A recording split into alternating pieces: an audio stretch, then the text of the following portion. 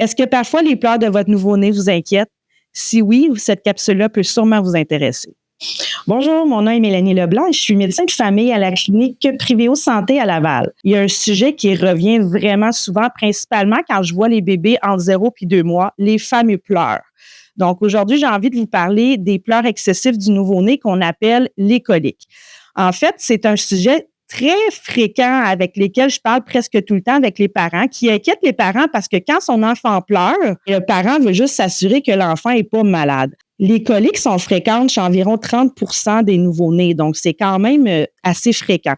Puis au niveau des symptômes, c'est l'enfant va super bien, puis tout d'un coup, il y a une crise de pleurs intense, le bébé devient rouge, il se raidit, il passe des gaz, puis là, il pleure, puis le parent ne sait pas trop pourquoi.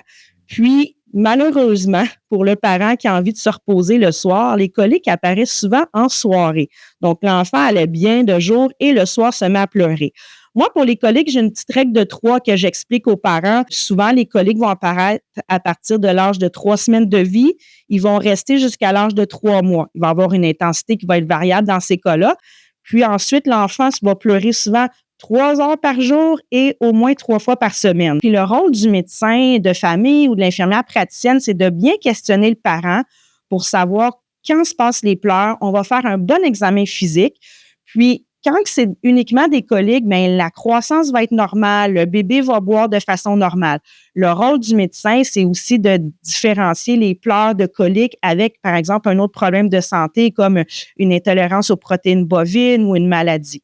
Mais habituellement, les coliques, c'est vraiment quelque chose qui n'a aucun impact sur la croissance. Donc, ce qu'il faut retenir, c'est que parfois, pour un parent, c'est vraiment difficile de différencier les coliques d'un autre problème de santé qui peut expliquer les pleurs.